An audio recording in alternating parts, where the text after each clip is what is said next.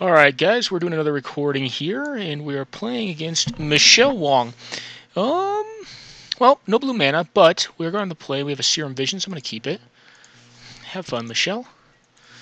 And we're on Grixis. She is on Azorious Shops. Which I tend to think I am favored in. Well, we're going to bottom this guy and top this. So we have Mana Leak, Counterspell, Dissolve available to us. We have a lot of time. We do want to draw red mana at some point. And for now, we're going to play this out. It does not play around Wasteland. But I want to get my mana out there and have Counterspell available in case I do need to Counterspell. Although, unless she went Lotus Petal, land, Gitaxian Probe, there's nothing I really could not just deal with a Mana Leak. I think Counter Magic's going to be very powerful against her. I am actually likely, if she has a turn 3 play, to just dissolve it so I can purify my top deck, because I really want to start getting after. The Batterskull is not really the optimal threat for this matchup, because I have to tap out to get it on the board, and unless I draw a Force of Will, I'm going to be kind of loath to do that, because I think her late game is going to be more powerful than my own. Although I can still play in the late game as long as I have counter magic to stop the big stuff. Like Mere Battle Spheres. Oh, she's out of land. Oh, it's not the start to a great game. And this is a situation that I tend to like. I don't think she's a 2-threat a turn deck. Oh, a Mox Diamond's going down the tubes. Alright, well, not black mana, but lands. I think she does play some counter magic in her deck, so I'm going to kind of hope that she taps out for something silly this turn. I can Mana Leak it, keep her on 2 lands, and then get my Batterskull down.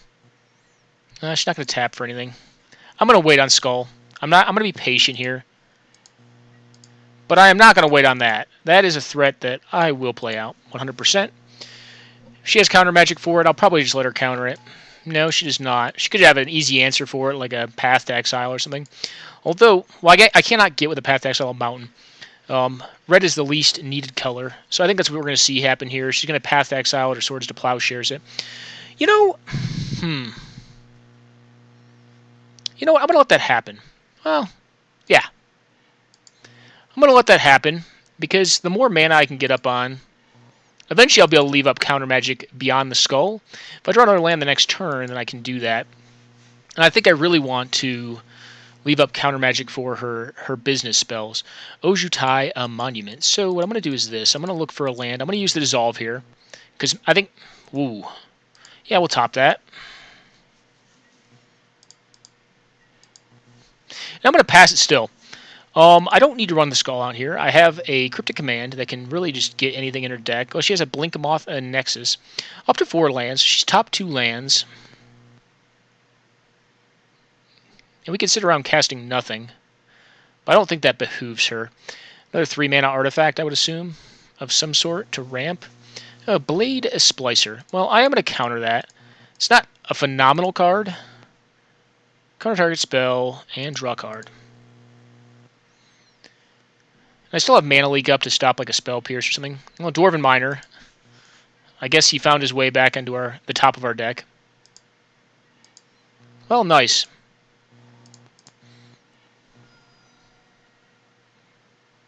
Then we'll get the Badlands here. And I actually think Miner is better than the Skull here. I have 2 counters, so I can start just blowing up her lands, which could ensure that she just doesn't play the game. It's pretty savage. I don't disagree with that. But, it's going to win me more games, I think, if I play this guy out. She could just have Path, or Swords to Plowshares. She's already used her Path up on my 0-4. Well, what do you have here? Mana artifacts I'll likely get. A Trinket, a Mage. I think I'm fine with that. Could be wrong. I mean, there's no Soul Rings in this format, so if there were Soul Rings, I would have just countered that thing, because I don't want a Soul Ring to come down. What do you have, though, that's a benefit? You could have... I mean, maybe she wants to get rid of my graveyard, I don't know. But when I start blowing up her lands here, I think that is going to spell her doom.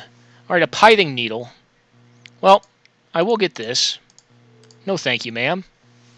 So I guess I should have counterspelled this. I didn't know she had Pithing Needle main. I guess I could have guessed it, though. She tends to run Pithing Needle.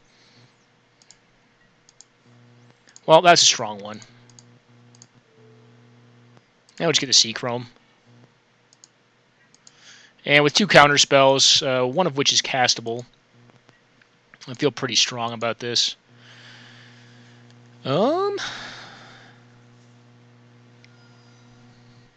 counter any artifact mana here.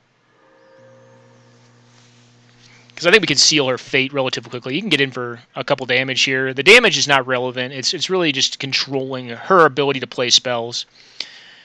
And of note, she did keep a greedier one. So she had the 3 mana advancement, plus she had interaction. The Mox Diamond on a 2-lander, though, is kind of like the Kiss of Death. If you like top land, like it's good then. But it becomes a lot worse if you only have 2 lands and you don't hit lands. Well, I'm going to undermine this. Black, blue, and blue. So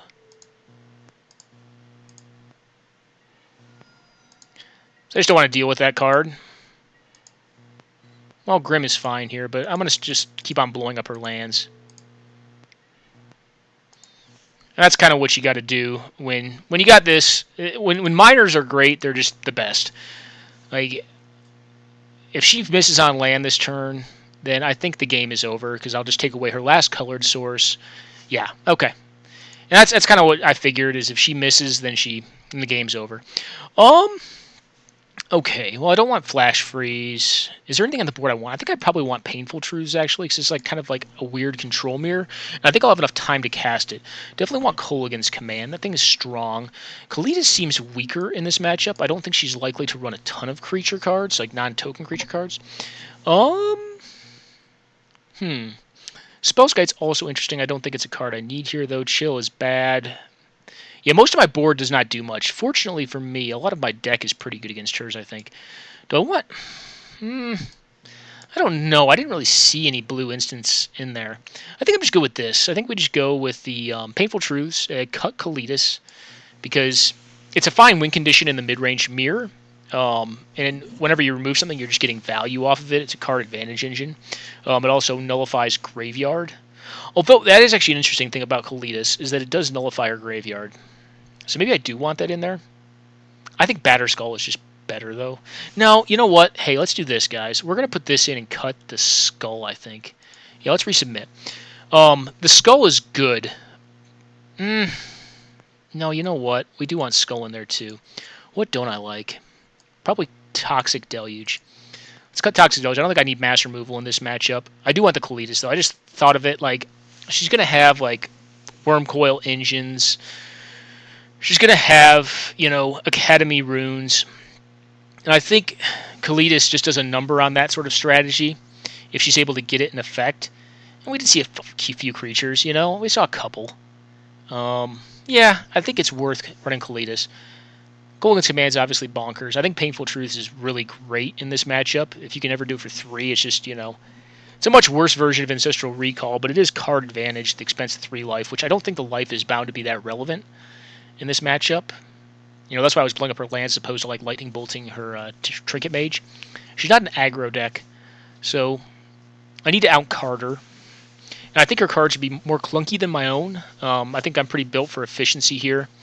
And like Michelle even notes, I think she's more of an inner Timmy to a certain extent.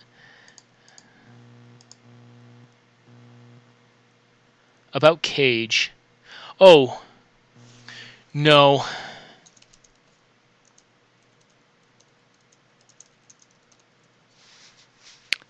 Well, let me check. Sorry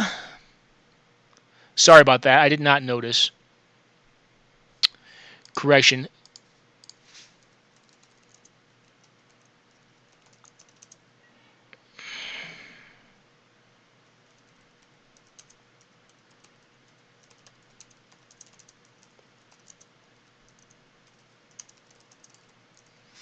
Yeah, it does get 2.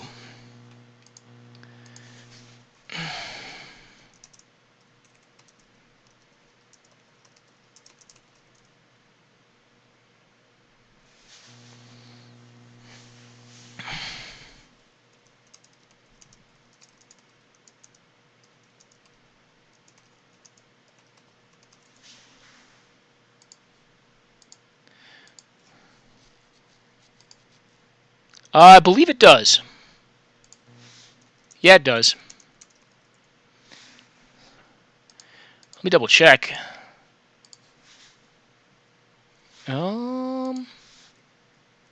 Cage.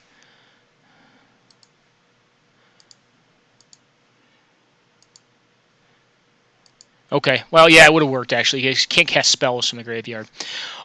So, she is on the play.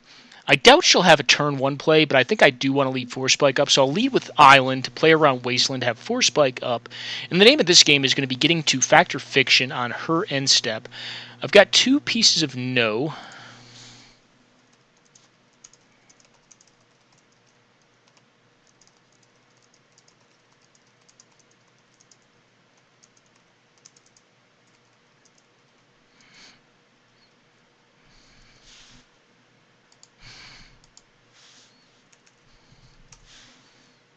Yeah, if she wanted to reboard, I'd let her. It was kind of, I didn't, Oh. Yeah, it definitely stops those 2. They're both cast abilities, so if it was play an instant or sorcery from your graveyard, then it would not be. Well, I have to double check Torrent Gearhulk's text. I believe it is cast.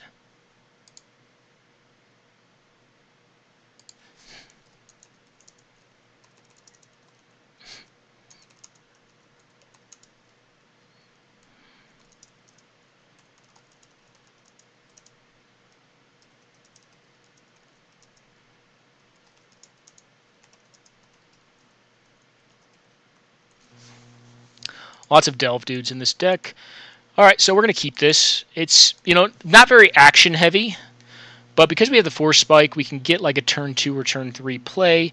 We can play around Wasteland. Oh, she added in all her graveyard hate. Well, I mean, I don't think it's that great. It's fine, but eventually I'll be able to cast it anyways.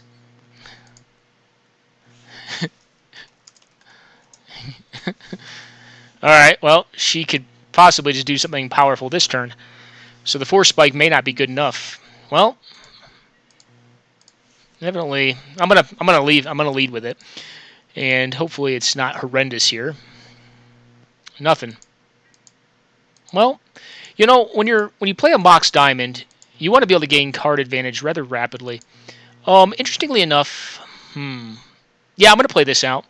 I just don't want to regret if I draw something really relevant that I want to cast next turn, not having the fixed mana to do it. I can see Island being right, too. I'm going to get black mana here. Tap 1 more. Thank goodness. I love Force Spike. If this is a Force Spikeable thing, no, it's not. Well, okay, well, that stinks. We're going to get the Underground Sea here.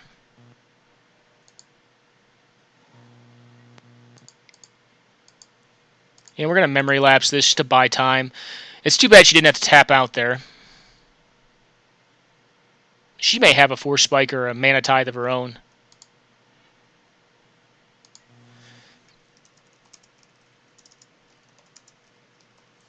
Yeah, it is a bad matchup for the deck. I don't disagree.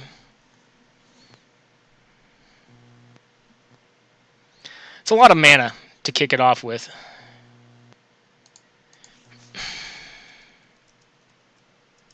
You definitely do. Yeah, permission is kind of what we were talking about. Well, here's what we do. We're going to Portent ourselves. We could have Portented her, but I want to find permission for this thing. There we go. All right, so this last, this second to last, and this up on top, no. I do not want to shuffle my library, and I'm just going to play a basic out. We know she's drawing an Elspeth, which I can actually counter here. She could go for a 5 or 6 drop, though, which if she goes for a 6 drop, then I'm actually okay because I can Force Spike it. And then the following turn, she got to take the damage again. Get negate.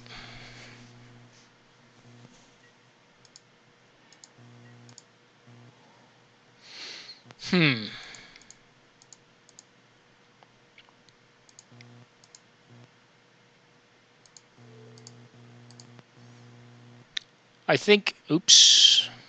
Well, we mistapped there. And black. All right.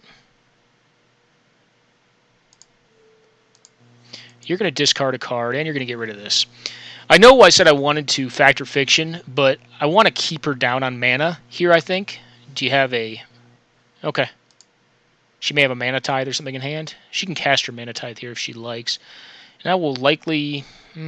yeah, I'll probably pay for it. Okay. Well, we get a Council's Judgment out of her hand, which is not bad.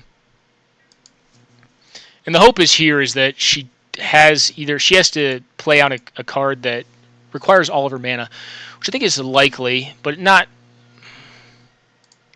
Yeah, well, sometimes you guess right.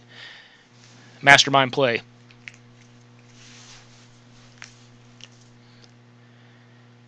And that's why we did it. Because I had that feeling. When she goes for an Elsbeth and has one more mana floating, I definitely feel like she's trying to play around a spike or a Daze effect.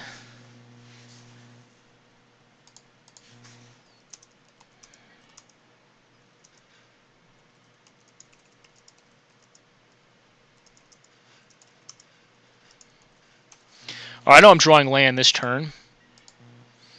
So, I think we take the turn off. We're going to play this regardless, I think, of what we draw off of this. But there we go. We got answers to everything there.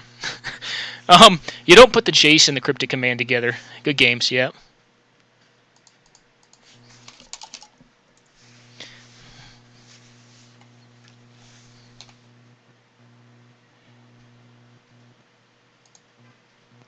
Okay. Well, let's see if she wants to play another one. That matchup was kind of abysmal.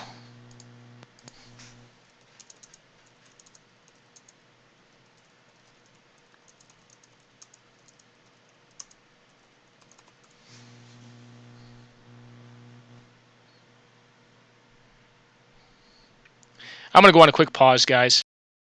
Well, hey guys, looks like we're not going to play another match in the Gauntlet series. That'll conclude this very short video. Not the greatest of matchups for her, so I mean, the game's not, probably that interesting to watch. But it kind of goes to show you the power of permission against decks that are looking to tap out with mono big stuff. So when you're playing green and you're just frustrated by the fact that all your spells get countered, when you play blue, well, play Thrun the Last Troll, board in your Great Sable Stags, whatever that Bushido card is, the samurai guy that regenerates other samurai and, is uncounterable. Play that kind of stuff. Or Autumn's Veil, Guttural Response. There's a lot of board cards that can respond to it. In her case, I think she just probably needs to embrace a little more efficiency with her deck.